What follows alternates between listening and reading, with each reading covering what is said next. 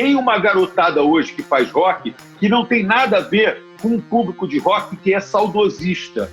Que é aquele cara que fala assim, hoje não se faz mais música como se fazia antigamente. Como não se faz música mais como antigamente? Se faz música tão bem quanto antigamente. Eu falei, artista no palco tem que ser assim.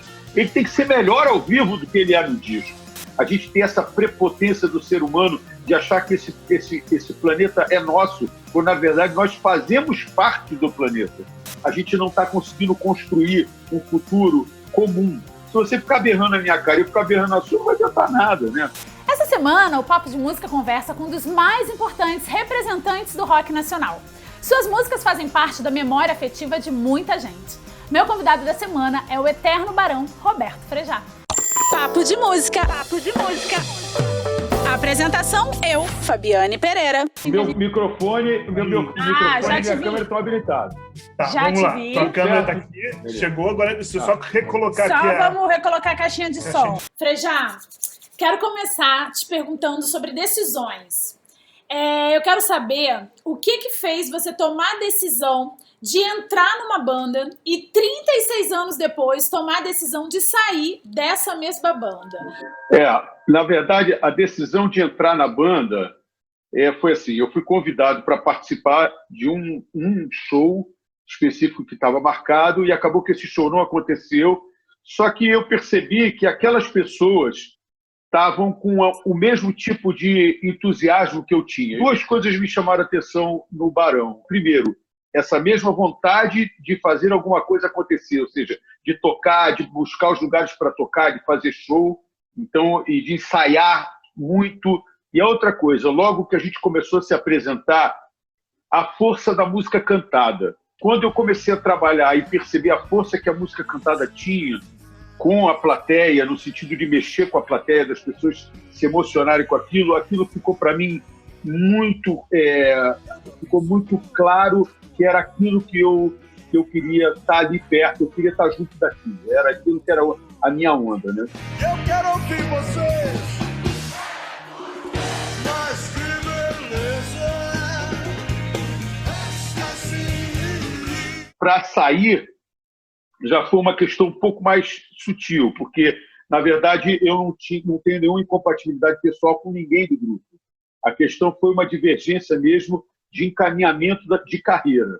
Eu achava que o Barão tinha, vamos dizer assim, ele tinha que cultivar e qualificar cada vez mais o patrimônio e a história dele, e a gente fazer basicamente turnês comemorativas de aniversários, podia ter um single para lançar, para de repente faltar aquele lançamento, mas na verdade a nossa obra já estava basicamente construída e a gente tinha que curtir esse repertório que é lindo, que teve a sorte, o privilégio de atravessar gerações, então não era uma coisa saudosista, pura e simplesmente, ele continua presente no dia a dia das pessoas. Então, para mim, a minha visão era essa. A banda, o resto da banda queria continuar na estrada, queria estar na estrada o tempo todo, queria continuar fazendo discos de material autoral, e eu não era isso que eu pensava para o grupo. Então, por conta disso, eu decidi que realmente não era o caso de continuar e também de embarrear o que eles estavam querendo fazer.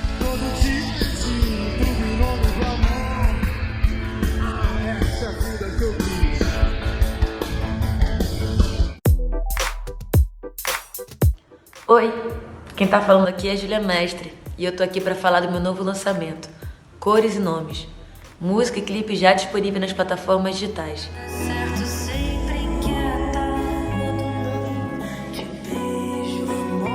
E é sobre esse questionamento, por que tão singulares, ou essa sensação de estarmos nos sentindo tão sozinhos diante de tudo que está acontecendo. O clipe é um apanhado de registros caseiros de uma quarentena, é como se fosse um diário, sabe? A música é uma produção minha, Júlia Mestre, com João Gil e Elton Bosa. Música distribuída pela Altafonte. Eu gosto muito da música, espero que vocês gostem também. Depois vocês me contam o que vocês acharam. Um beijo, viu? E se cuidem. Quem é da internet, essa geração de internet, não sabe quem foi e não sabe também a importância de Ezequiel Neves. E eu queria que você falasse um pouco para essa turma sobre a importância do Ezequiel Neves, quem foi Ezequiel Neves, a importância dele na sua vida e no cenário da música brasileira nos anos 80 e nos anos 90. Ezequiel é um crítico, foi um crítico de música, um jornalista de música, mas que ele tinha uma maneira de falar completamente diferente do que você lê até hoje. Porque, além dele ser muito bem-humorado, ele era sarcástico, ele era muito inteligente e ele era um grande ficcionista também. Então, quando ele não tinha uma matéria, ele inventava. Então, várias matérias dele são sobre coisas que nunca existiram e que são muito melhores do que as que existem. Então, isso prova que a imaginação dele era maravilhosa. Fora isso, ele era um cara que tinha uma inteligência muito grande, uma cultura muito grande, porque ele, durante muito tempo, trabalhou numa biblioteca, então ele aproveitava todo o tempo dele na biblioteca para ler. E eu, quando o conheci, que foi exatamente no dia que o Barão soube que tinha sido contratado, foi o dia que eu conheci Ezequiel. Cazuza ligou para todos nós e falou: vem todo mundo aqui para casa, que o Ezequiel está aqui, a gente vai comemorar que a gente foi contratado. Eu falei: como é que é? E eu comprei muitos discos por causa dele. Ele fez a minha cabeça sobre muita coisa de música. E depois que eu passei a conviver com ele, ainda foi muito mais além, porque ele me apresentou milhões de coisas, de discos, de livros, de ideias. A gente lia as coisas no jornal e comentava praticamente todo dia. A gente se falava, ele ligava: Jazinho, você leu aquilo que saiu no jornal? Olha que barbaridade, olha que loucura, olha que engraçado.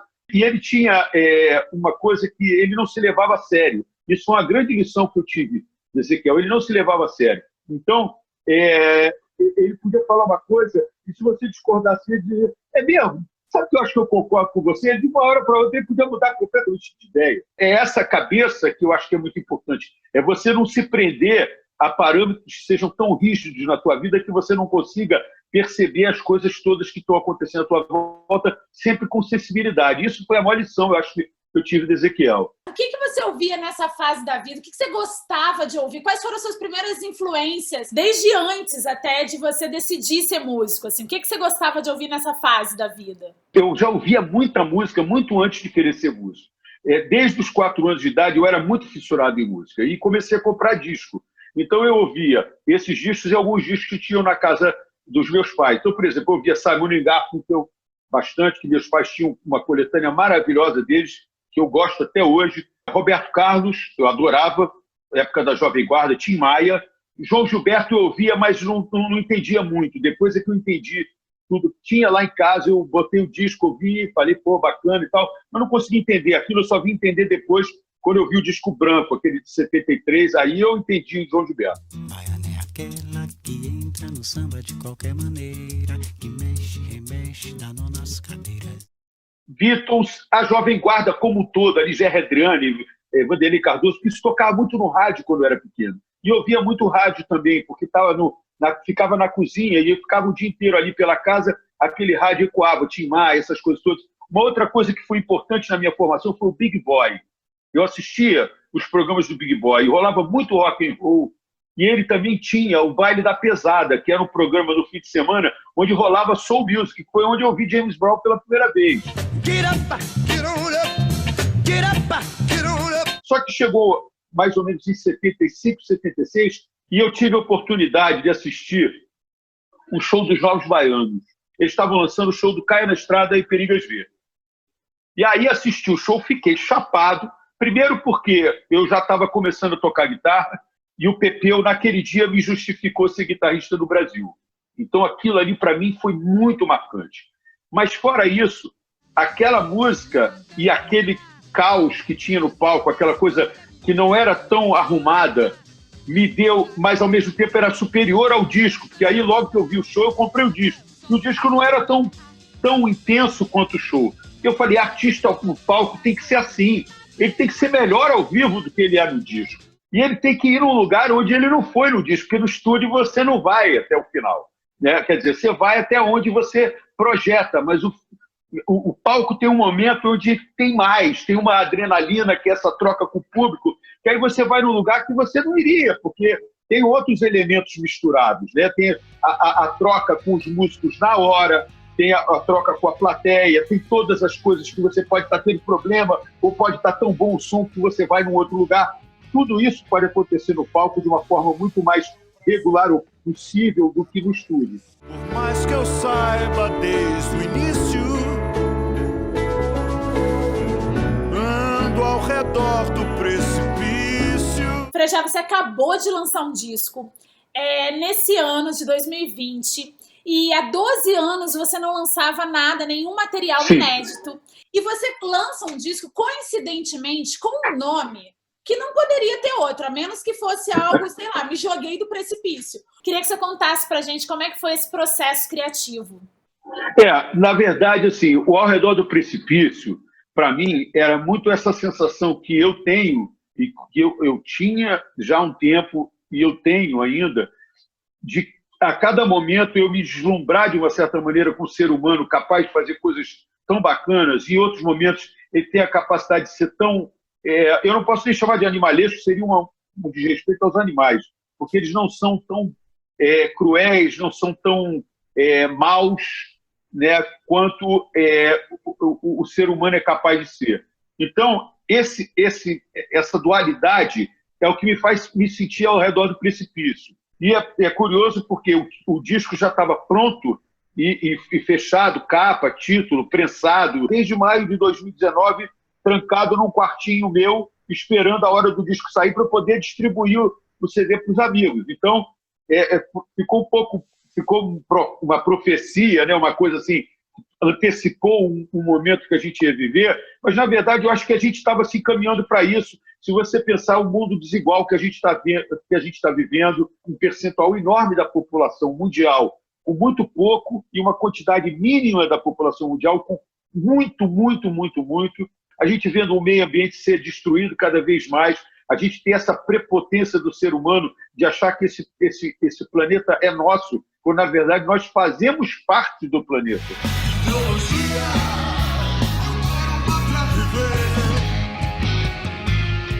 O rock perdeu a hegemonia de gênero musical mais ouvido do mundo nos últimos 6 ou 5 anos, né? Hoje, o gênero mais ouvido do mundo é o rap. Por que você acha que isso aconteceu? E segundo, se você acha que aqui no Brasil, em especial, se os representantes e os ouvintes do rock se tornaram mais conservadores do que no resto do mundo? Muito boa a tua pergunta. Eu acho o seguinte, nos últimos 5 anos a gente teve essa questão em relação ao rock e, sem querer rogar praga para ninguém, eu acho que o hip-hop vai ter esse mesmo tipo de problema daqui a 15 ou 20 anos. No final dos anos 60 para o início dos anos 70, você tem todo o sistema, né, toda a estrutura mais conservadora tentando assimilar esse caráter rebelde do rock para vender produtos. E o rock teve cada vez mais incluído dentro de propaganda, dentro de anúncios, dentro dos veículos de comunicação, onde ele estava atrelado a um consumo que era conservador, porque era um consumo regular. Ele não tinha dentro desse consumo a rebeldia. Ele vendia uma marca, às vezes, de rebeldia só para qualificar um determinado produto que não tinha essa rebeldia, efetivamente. Porque a mídia ela se aproveita de todos esses elementos para vender produtos. E o rock chegou a um momento de esgotamento nesse sentido. Ele está completamente vinculado. Já se vendeu picolé, já se vendeu carro da Volkswagen. O Rolling Stones tinha um carro modelo Rolling Stones, tinha um carro modelo Pink Floyd. Então, esse tipo de coisa vai diluindo uma mensagem que é forte, que ainda é forte. Tem uma garotada hoje que faz rock que não tem nada a ver com um público de rock que é saudosista. Eu vejo muita gente que é reacionária, que gosta de rock, que é aquele cara que fala assim, hoje não se faz mais música como se fazia antigamente. Como não se faz música mais como antigamente? Se faz música tão bem quanto antigamente. Todas as épocas se fez música maravilhosa e se fez muita porcaria em todas as épocas. Não existe isso de uma época melhor do que a outra. Sabe o que eu acho engraçado? Eu tenho uma porção de amigo que fala assim, porra, meu filho ou minha filha quer fazer não sei o quê. Eu falo, meu irmão, quando tinha idade dela, tu fazia o quê, cara? Porra, tu vai me dizer que você não fazia a mesma merda. Aí, porra, o cara...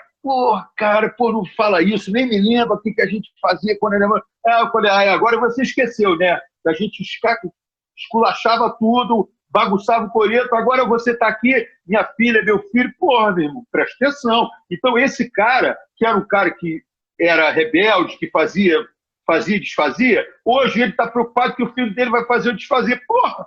Eu acho que o público de rock tem hoje esse tipo de faixa etária mais velha, de gente que envelheceu e ficou com aquela música como uma trilha sonora e não com um significado que aquela música tinha que ter para ele a vida inteira, que é a coisa do Neil Young, é melhor você queimar do que enferrujar, pô. It's better to burn out than it is to rust. Ô Frejá, desde sempre você é um artista que é articulado, um artista que se posiciona. De uns tempos para cá, você inclusive participa do debate público, participa da pauta pública, vai até Brasília muitas vezes e participa de votações relacionadas à sua categoria, enfim. Você acha que em 2020 dá para ser diferente? Olha, eu acho que a gente teve um grande aviso em todos os níveis, né? Eu acho que a pandemia é um grande aviso no nível macro, né? Da gente estar se vendo dentro do planeta e perceber que a maneira como a gente estava encaminhando as questões do que seria o progresso, do que seria o futuro da economia e do modo de se viver, eu acho que a gente já tomou um saculejo grande. Eu acho que a gente está tendo que repensar isso e espero que, no momento em que o isolamento acabe, as pessoas simplesmente não se esqueçam desse momento que a gente passou, até porque ele pode voltar. Dentro da política, eu acho que a gente também está tendo esse tipo de problema. Só que eu não me envolvo em política partidária. A minha questão é trabalhar políticas públicas para a área de cultura, defender os interesses das categorias que eu pertenço. E eu pertenço à categoria de quê? Eu sou compositor, eu sou músico, eu sou intérprete, eu sou produtor fonográfico. Fora isso, eu sou um cidadão. Então, eu me encaixo nessas... Tem gente que não gosta de ser chamado, né? Não, agora tem gente que diz que tem uma categoria que é melhor do que cidadão, que é quando você está formado, você é melhor do que cidadão. Cidadão não, engenheiro civil formado, melhor do que você. Essas situações é que eu acho que a gente tem que evoluir, a gente não pode ficar parado nesse primarismo, dentro dessa polarização que a sociedade está criando, porque a gente não está conseguindo construir um futuro comum. A gente tem que ter um senso comum, né? O senso comum de entender que o para todos é para todos, não importa se eu posso impor alguma coisa a você. Eu tenho que entender o seu lado também. Eu tenho que entender o que você está falando. Agora, se você ficar berrando na minha cara e eu ficar berrando na sua, não vai adiantar nada, né? Então é esse tipo de coisa que eu percebo. Por você, eu dançaria tango no teto, eu limparia os trilhos do metrô, eu iria a pé do Rio a Salvador. Palhinha!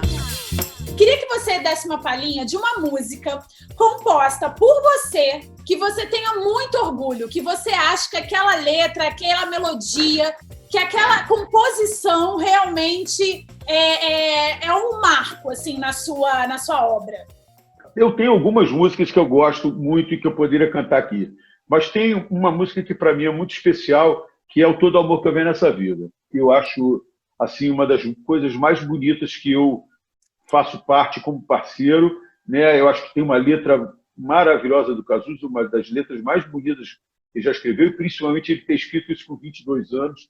É uma coisa muito impressionante, 22, 23 anos. É uma poesia muito elevada, sabe? Um alto nível poético. Eu quero a sorte de um amor tranquilo, com sabor de fruta mordida, nós na batida, no embalo da rede, matando a sede na saliva, ser teu pão, ser tua comida, todo amor que houver nessa vida, e algum trocado pra dar garantia. Ser teu pão, ser tua comida, todo amor que houver nesta vida, e algum remédio que me dê alegria.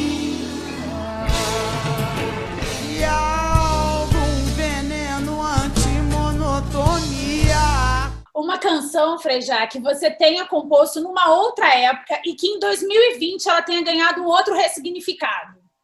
Bom, eu acho que o Amar um Pouco Mais, que é a parceria minha com o Leone, e ela tem aquela coisa de falar justamente das pessoas estarem vendo coisas de uma maneira muito superficial, quando na vida a gente tem coisas muito mais importantes para ver. E ainda mais nesse momento que a gente está vivendo, as pessoas ficarem... Agora eu não vou lembrar a letra dela, eu sou péssimo para lembrar a letra, cara.